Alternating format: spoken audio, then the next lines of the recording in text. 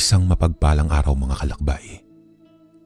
Bago ang lahat ay nais kong pasalamatan ng YouTube channel na ito sa pagbibigay sa akin ng pagkakataong maibahagi ang kakaiba at hindi ko makakalimutang karanasan taong 1985. Maaring para sa iilan ay mahirap itong paniwalaan. Subalit para sa akin 10 ng aking buong pamilya ay mapapatunayan naming hindi ito imposibleng mangyari. Karanasan ko mismo ang magpapatotoo kung paano ko sila naengkwentro sa isang napakagandang pagkakataon. Alam kong lahat tayo ay pamilyar na sa mga kwentong elemento na parte na ng ating kultura dito sa Pilipinas. May mga hindi naniniwala, subalit mayroon din mga sumasang-ayon at isa na ako roon. Nakamulatan ko ng mabuhay sa paniniwala na hindi lamang tayo ang nabubuhay sa lupa, na maaaring may ibang nilalang na marahil ay pwede nating makasalamuha. Ako nga po pala si Chano, hindi ko tunay na pangalan. Maniwala ka man o sa hindi, ngunit totoo itong nangyari sa akin. Minabuti kong ilahad ito sa 3 panauhan upang maibahagi ko rin ang karanasan at kwento ng aking asawa at anak. Payak lamang at simple ang pamumuhay ng pamilya ni Chano sa kanilang lugar. Kargador siya ng isda sa palengke, habang ang asawa naman niyang si Rosalie ay naglalako ng iba't ibang klase ng malagkit sa bayan. Ito ang bumubuhay sa kanila upang tustusan ang kanilang mga pangangailangan para mapalaki ng maayos at malusog ang kanilang nag-iisang anak na si Duday. 8 taong gulang na si Duday at kasalukuyan ang nag-aaral sa elementarya. Naging maayos at masaya naman ang pamilya nila. Walang araw na hindi nila pinapadama ang pagmamahal sa isa't isa, lalong-lalo na kay Duday na talaga namang ubod ng lambing sa kanyang mga magulang. Araw ng Sabado noon, nang mamasyal sila sa parke, nagdala na rin sila ng pagkain para mas makatipid sila. Nakasanayan na kasi nila doong mamasyal at kumain ng sabay-sabay. Naging maayos naman ang mga ikinikilos ni Duday noong una. Subalit nagtaka na si Chano nang mapansin nilang bigla na lamang itong naging matamlay. Sinubukang maglaro ni Duday, subalit nawalan siya ng malay ng akmang papatakbo na ito sa may damuhan upang sana'y magpahabol kay Chano na nakasanayan na nila. Doon nagsimulang mabahala sina Chano sa pagbabagong nangyayari kay Duday. Magmula ng araw na iyon ay tuluyan na nagbago ang dating masiglang si Duday. Madalas na sumakit ang ulo at magsuka. Wala rin itong ganang kumain at panay ang pag-iyak dahil sa iniindang sakit sa katawan. 2 araw na ganoon ang sitwasyon ni Duday. Kaya naman napagdesisyonan ng kanyang mga magulang na ipa-check up na siya sa ospital. Para namang pinagsakloban ng lupa at langit sina Chano nang marinig ang sinabi ng doktor patungkol sa kalagayan ng kanilang anak. Hindi nila lubosang akalain na sa murang edad ni Duday ay magkakaroon ito ng malubhang sakit. Magmula nang magkasakit si Duday, ay doble kahit na ang mag-asawa upang punan ng pangangailangan na gamot ng kanilang anak. Nahinto na rin muna sa pag-aaral ang bata. Mas lalo pa silang nahirapan nang kinailangan ng i-confine si Duday sa ospital. Naging tinik sa dibdib ng mag-asawa ang laki ng mga bayarin, kung kaya nagkabaon-baon na rin sila sa utang. Hindi rin nila alam kung saan sila kukuha ng napakalaking halaga para sa gagawing operasyon ni Duday na kinakailangan na magawa sa lalong madaling panahon. Sinubukan naman nilang kumayod ng triple, subalit hindi pa rin sapat. Nagpatulong na rin sila sa kanilang mga kamag-anak, ngunit kulang pa rin ang kanilang nalilikom na pera. Desperado na si Chano na gawin ang lahat ng paraan, alang-alang sa anak niyang nakikipaglaban sa sakit na tumor sa utak. Mag-isang naiwan si Chano sa bahay habang hinihintay ang pagpatak ng 12:30 ng hating gabi. 9:00 na ng gabi ng mga oras na iyon. Ang kanyang asawa ay naiwan sa ospital dahil binabantay nito ang may sakit nilang anak. Lumabas si Chano sa kanilang bahay Saka nagtungo kay Lakay Berting. Si Lakay Berting ay kilalang manghihilot sa kanilang lugar. Malapit sa kanya ang matandang ito na itinuring din niyang ama-amahan. Simula pagkabata ay nakagisna niya ng bumisita kay Lakay Berting. Nagsasagawa rin sila kay Berting ng panggagamot at mga ritual sa mga taong nagpapatulong sa kanya. Siya ang nilalapitang albularyo sa kanilang lugar na talaga namang mabait at matulungin sa kapwa. Minabuti ni Chano na magtungo rito upang humingi ng gabay at suhestyon at para na rin muli itong mabisita. Pagpasok niya sa kubo ng matanda, ay naabutan niya itong naglalaga ng dahon ng bayabas. Nakabalandra sa paligid ng kanyang bayang iba't ibang kasangkapan sa panggagamot. Mga bote kung saan nakasilid ang likidong nalahukan ng iba't ibang uri ng halamang gamot. Mga kwintas na koleksyon ng matanda na paniguradong anting-anting at ang matatalim na apoy ng puti, itim at pulang kandila na nakapwesto sa altar ng kubo. Magandang gabi po, Lakay Berting. Bungad ni Chano saka naman siya nilingon ng matanda. Sumilay ang ngiti sa labi ni Lakay Berting nang makita ang anak-anakan sa kanya ito pinapasok. Nagmano si Chano sa matanda, saka siya ginayak patungo sa upuang yari sa buho. Chano, iyo, sigurado ka bang magpapakita sila sa iyo? May pag-aalinlangan sa boses ng matanda matapos maikwento ni Chano ang kanyang pakay. Mababanag sa mukha ni Chano ang pagkabalisa at pagkabahala. Para siyang lalamunin ng lupa sa hirap ng sitwasyon na kinakaharap ng pamilya niya ngayon. Sa oras na magpakita sila, ay hindi mo na sila maaaring takbuhan, Chano, iyo. Lalo pa kung masama ang budhi ng magpapakita sa iyo. Sila ang mga elementong madalang lang magpakita sa tao.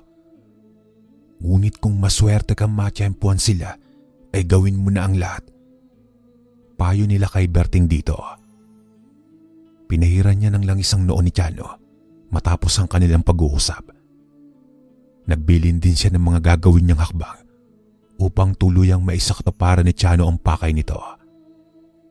May iniwan namang papel si Chano sa matanda at sinabi rito kung kailan maaaring ibigay sa kanyang magina. Matapos nito ay lumabas na siya sa kubo, saka dali-daling bumalik sa kanyang bahay. Inilabas ni Chano ang plato, saka pinatungan ito ng candy at tsokolate. Nagtimpla na rin siya ng ubod ng tamis na kape. Matapos ang ginawang paghahanda, ay sandali niyang binuksan ng pitaka na naglalaman lamang ng kaunting halaga. Nagkabaon-baon na rin kasi sila sa utang dahil sa mga bayarin sa ospital.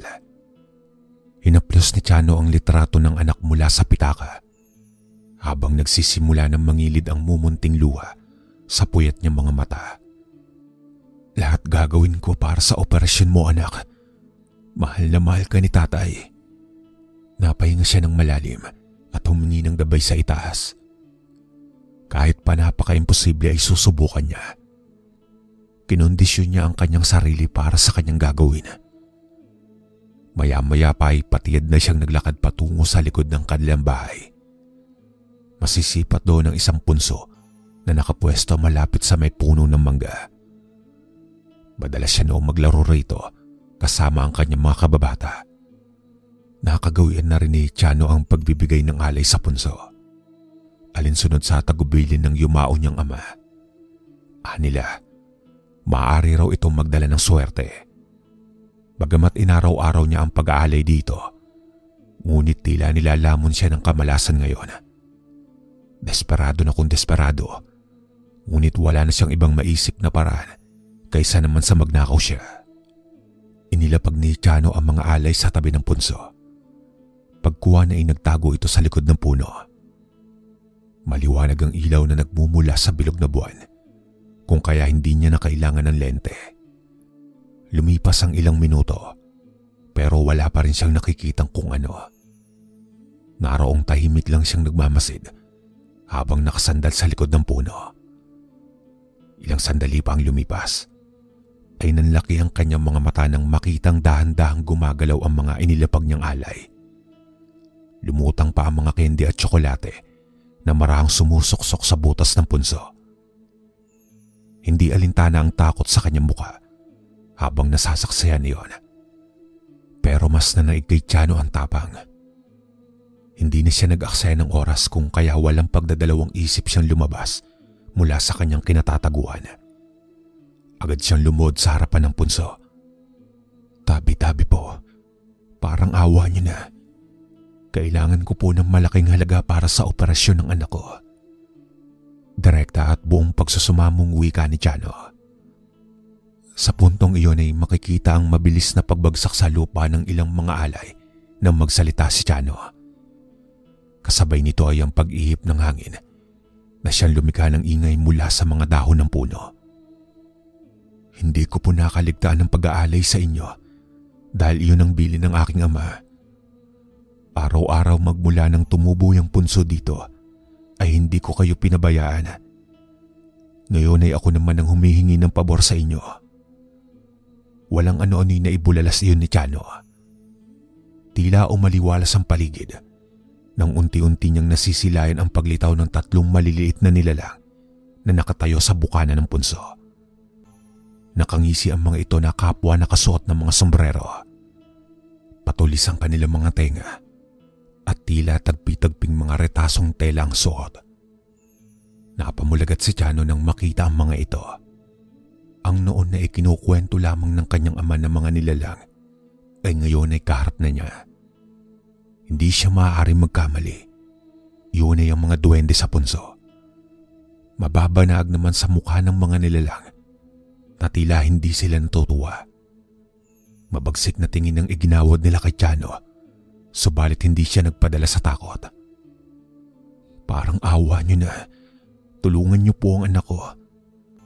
Paulit-ulit niya ngunit tila hindi siya pinapakinggan ng mga ito nang pagdadamputin nila ang ilang bumagsak na mga candy at tsokolate sa lupa. Ilang sandali pa ay isnab na tumalikod ang mga nilalang sa kanya. Pagkuha na ay sumuksok sa butas ng punso. Hindi na napigilan ni Tiano ang sarili. Hindi niya maaaring sayangin ang pagkakataong ito. Kaya naman pinuntirya niya ang pinakahuling maliit na nilalang na papasok na sana sa lagusan ng punso. Tapos ay walang pasintabing dinakma niya ito. Hindi niya maipaliwanag subalit naiintindihan niya ang salitang nagmumula sa maliit na boses ng nilalang. Bakit mo kami ginagambala? Pakawalan mo ako! Pagpupumiglas ng maliit na nilalang. Dito na sumabog ang emosyon ni Tiano. Tuluyan ang bumagsak ang mabibigat niyang mga luha at paulit-ulit na nagmamakaawa. Sa kabilang banda naman, hindi maipinta ang galit sa mukha ng hawak-hawak niyang nilalang. Matalim na tinapunan nito ng tingin si Tiano bago magsalita. Sa muling pagkakataon ay klaro na naman niyang naintindihan ang sinabi nito. Ibang wika ang gamit nila, subalit katakatakang naiintindihan niya. Hindi niya naman sukat akalain nang isumpa siya ng ginagambala niyang nilalang. Gaya ng mga ito ay walang kisap-matang naging maliit din siya. Matapos niyon ay umihip ang mapadustang hangin. Ganun na lamang ang pagkabigla ni Tiano nang makita ng malapitan ang wangis ng kasing liit niyang mga nilalang. Sumunod doon ay ang buong puwersang paghila sa kanya ng mga ito patungo sa loob ng punso. Hindi maipaliwanag ang ekspresyong gumuhit sa mukha ni Tiano nang makita ang loob ng punso. Karamihan sa mga alpombra at kagamitan dito ay pawang kagamitan din nila na katakatakang nawala noon. Mga kutsarita at tinidor na ginawang upuan at palamuti. Mayroon pang sarang relaw na ginawang duyan na alam niyang pag-aari noon ng kanyang yumahong ama. Nakadisplay din ang mga balat ng candy at tsokolate na dominante sa matingkad na kulay ng loob. Maliwalas ang bawat sulok na siyang nagbibigay aliw sa inosenteng mga mata ni Tiano. Nasa ikaunang palapag pa lang tayo ng palasyo. Wika ng duwende na nagpakilalang si Beldugo. Hindi pa rin malis ang tingin ni Tiano sa palibot ng loob ng punso. Walang salitang maglalarawan sa nararamdaman niya ng mga oras na iyon. Tila ibinabalik ang lahat ng memorya niya noong pagkabata dahil sa mga luma nilang kagamitan na naroon. Hanggang sa muli niyang balikan ng tingin ang nilalang na kasama niya. Patawarin mo ko, duwende. ibalik mo na ako sa dati kong tangkad. Pagmamakaawa niya, subalit malutong na halakhak lamang ang itinugon ni Beldugo na tuwang-tuwa sa kanya. Hindi ba't kailangan mo ng kayamanan? Tugon ng nilalang kay Tiano, kaya siya nahimasmasan. Nang magbalik sa diwa ang pakay ay muli siyang lumuhod sa duwende at nagmakaawa. Oo, kailangan ko ng malaking halaga para sa operasyon ng anak ko. Sinserong pahayag niya. Kung gayon ay tutulungan kita, kaibigan. Total, matagal ka rin naman nagbibigay ng alay sa punso. Litanya nito sa kangumiti. Dumukot si Beldugo sa kanyang bulsa. Pagkatapos ay ipinakita niya ang maliliit na bato kay Tiano. Diamante. Nanlaki ang mga mata ni Tiano nang makita ang kumikinang pang mga diamante mula sa kamay ng nilalang. Hindi naman talaga ako masama, kaibigan. Pinaliit lang kita dahil gusto kong tulungan ka. At bilang gantimpala sa araw-araw mong pag-aalis sa aming tahanan, heto at tanggapin mo. Ibinigay ni Beldugo ang mga puting diamante kay Tiano. Ngunit hindi yan sapat para sa malaking halaga na hinihiling mo. Mas mainam kung makakakuha ka ng itim na diamante. Mas malaki ang halaga nyon. Segunda nito saka nagtanong si Tiano kung saan ito makikita. Matatagpuan mo ang kayamanang iyon sa ikatlong palapag ng palasyong ito. Pinangangalagaan ng itim na diamante ng matandang duwende. Kung kaya hindi basta-basta ang pagkuha mo rito. Imporma ni Beldugo. Akala ko ba tutulungan mo ko? Kung kaibigan kita ay dapat samahan mo ko roon. Sarkastikong sabat ni Tiano. Humugot naman ng malalim na hininga ang nilalang bago tumugon sa kanya. Hindi kami maaaring umakyat sa ikatlong palapag dahil tanging nakakaangat at nasa mataas na katungkulan lamang ang mga naroon. Kaming mga alagad ay nananatili lamang rito na siya naghahanap na makakain at mga palamuti. Pero huwag kang mag-alala, kaibigan. Naniniwala ako na makakaya mong makuha ang diamanteng iyon. Kapag narating mo ang tuktok nito, ay doon matatagpuan ang itim na diamanteng sinasabi ko. Madilim sa lugar na iyon ngunit nasa iyo ang aking tiwala, kaibigan. Dagdag pa nito. Wala nang inaksayang oras si Tiano. Matapos maibulsa ang mga puting diamante, ay pumuslit na siya sa lugar na iyon. Nagpaalam na rin si Beldugo sa kanya. Mag-isa niyang binigtas ang daan pa itaas patungo sa ikatlong palapag ng punsong iyon. Agaw pansin sa kanya ang mga duwending abala sa pag-iimbak ng nakuha nilang mga kagamitan at pagkain sa labas ng punso. Nagpatuloy lang sa paglalakad si Tiano hanggang sa mapansin niyang dumidilim na ang kanyang daraanan. Kumpara sa kaninang maaliwalas ay napakadilim na ng paligid. Dilim na nagmumula sa matamlay na kulay ng mga palamuti at kagamitan na nakasilid sa lugar na iyon. Ito na siguro ang ikatlong palapag. May nagbabadyang takot sa tinig ni Tiano. Naglakad-lakad siya habang hinahayaang ilibot ang paningin. Lulan pa rin siya ng kuryosidad at paninibago sa kanyang mga natutuklasan. Ilang sandali pa mula sa di kalayuan ay kanyang natanaw ang mga itim na batong nakadikit sa tatlong malalaking tipak ng bato. Umaliwalas ang mata niya kasabay ng pag-usbong ng pag-asa sa kanyang puso. Ang mga itim na diamante. Bulalas niya saka sa humangos ng takbo patungo sa kinaroroonan ng mga kayamanan. Rinig niya ang sariling hingal ng marating ito. Noong akmanghawakan niya na sana ang itim na bato, nang bigla siyang manigas mula sa kanyang kinatatayuan. Laking pagtataka ni Tiano dahil hindi niya maigalaw ang kanyang dalawang kamay at paa. Pinipilit pa niyang lakasan ng puwersa upang gumalaw, pero nanatiling estatwa pa rin siya. Naging mabilis ang pangyayari nang biglang lumitaw ang isang matandang duwende na nakatungkod pa. Tinapunan nito ng mabagsik na titig si Tiano na siyang lalong nagpaigpit sa pamimilipit nito. Magnanakaw. Dapat sa mga kagaya mong lapastangan ay pinaparusahan. Bulalas ng matanda habang angat-angat ang tungkod nito. Hindi ho ako magnanakaw. Nais ko lang po talagang mailigtas ang anak ko. Impit na wika ni Tiano. Makuha ko lang po itong itim na diamante, kahit na ano po ang kapalit. Dagdag niya pa. Marahan namang ibinaba ng matandang duwende ang tungkod nito, dahilan upang matigil ang pamimilipit ni Chano. Isang kalapastanganan ang pagkuha sa mga kayamanan na matagal ko nang pinangangalagaan dito sa palasyo. Pero kung talagang nais mong makuha ito, ay nararapat lamang na may kapalit. Litanya ng matanda. Kahit na anong kapalit, alang-alang po sa anak ko. Handa akong magpaubaya. Wika ni Chano. Mabuti kung ganoon. Sa oras na maibigay ko ang kayamanan ay mawawala ka na. Itim na diamante kapalit ng buhay mo. Mabalasik na wika ng nilalang. Parang malulusaw sa kinatatayuan si Chano. Hindi niya namalayan na unti-unti nang lumalandas ang mga luha sa kanyang mga mata. Sa sobrang pagmamahal niya sa kanyang anak, ay mas inalala niya ang sitwasyon nito. Bilang ama ay handa siya magpaubaya kahit pa nabuhay niya ang nakasalalay. Kung iyon nga ang kapalit ay tatanggapin ko ng buong puso. Lahat ay gagawin ko para sa anak ko. Mahal na mahal ko ang anak ko. Emosyonal na wika ni Chano.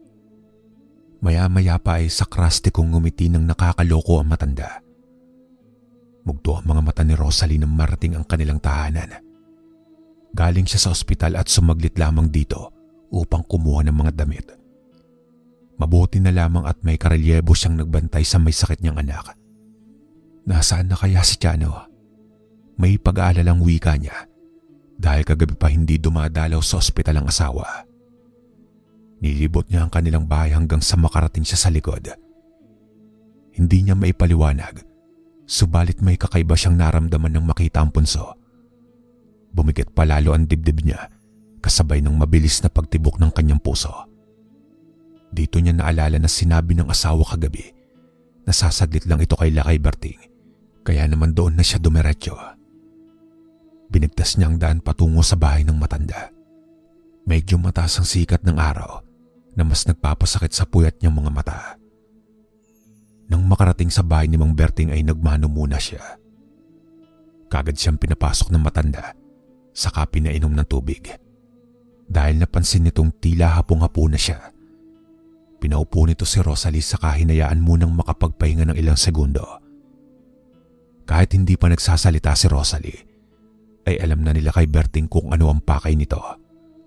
Wala siyang ibang maramdaman kundi ang pagkaawa sa kalagayan ni Rosalie na maaaring maging mag-isa na lamang sa buhay matapos niyang malaman ang ginawa ni Chano. Batid kasi niya na lahat ng bagay na ibinibigay ng nilalang na iyon ay may kapalit. Hindi na bago sa kanya ang ganoong tagpo dahil minsan din siya nakasaksi ng taong binawian ng buhay matapos mabigyan ng kayamanan mula sa punso. Magsabi po kayo ng totoo, Lakay Berting. Alam niyo po ba kung saan nagpunta ang asawa ko? Kagabi pa kasi hindi bumabalik sa ospital. Ang paalam niya lang kagabi ay kakausapin niya po kayo. Pero hindi pa po siya bumalik hanggang ngayon. Direktang saad ni Rosalie. Napakamot na lamang sa noo ang matanda. Saka inalala ang sinabi ni Chano na kahit anong mangyari ay huwag na huwag niyang sasabihin sa asawa nito kung saan siya nagpunta. Kung sakali mang hindi siya makabalik ng ilang araw, ay may sulat siyang ibinigay kay Lakay Berting. Gayunpaman ay hindi ito ibinigay ng matanda kay Rosalie dahil kagabi lang ito nagsabi. Malakas ang kutob ni Lakay Berting na mapagtatagumpayan ni Chano ang pakay nito, na hanggang sa oras na iyon ay buhay pa rin siya at nagpapalakas lang ng loob upang muling magpakita sa kanyang pamilya. Babalik at babalik din si Chano, iya. May importanteng lakad lang siyang inaasikaso para makatulong sa mga bayaran niyo sa ospital. Kilala ko ang asawa mo. Lahat gagawin niya alang-alang sa mga mahal niya sa buhay. Pahayag nila kay Berting upang palakasin ang loob at mapanatag ang isip ni Rosalie. Nang mga oras na iyon ay problemado si Rosalie. May kung anong pakiramdam siyang nararamdaman na bumabagabag sa kanya. Matapos naman makapagpasalamat ay nagpaalam na rin siya sa matanda. Nang makabalik sa kanilang tahanan, napaupo na lamang siya dahil sa puyat at pagod. Napatingin siya sa paligid ng kanilang bahay Nagsimulang bumagsak ang mabibigat niyang luha dahil sa mga masasayang alaala nilang mag-anak na nanunumbalik sa kanyang pagbabalik tanaw. Panginoon ko, kayo na po ang bahala sa amin. Kung anuman pong pagsubok ito ay buong puso naming haharapin. Huwag niyo po kaming pababayaan. Lalong-lalo na ang anak kong si Duday. Ingatan niyo rin po ang aking asawa. Naiusal niyang panalangin. Ilang sandali lang ay nakaagaw pansin sa kanya ang pagring ng kanilang telepono. Sabay nagsalita ang nasa linya at kailangan na raw gawin ng operasyon ni Duday.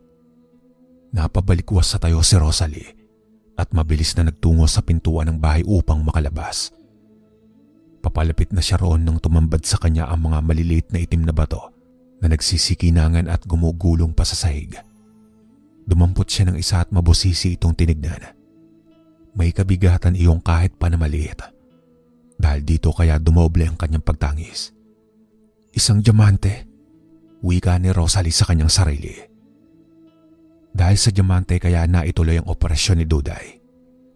Hindi naging madali ang operasyon ni Duday dahil ulo ang ooperan sa kanya. Pero dahil sa matibay na pananampalataya ni Rosalie sa may kapal, ay nakalampas sila sa pagsubok na iyon. Naging matagumpay ang operasyon ni Duday at sa ngayon ay nagpapagaling na lamang siya sa ospital.